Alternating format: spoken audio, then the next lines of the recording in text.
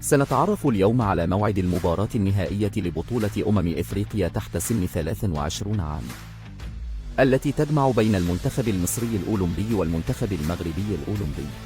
ونتعرف على القنوات الناقلة للمباراة والملعب الذي ستلعب فيه المباراة. لا تنسوا دعم القناة بالاشتراك وتفعيل زر الجرس ليصلكم كل جديد.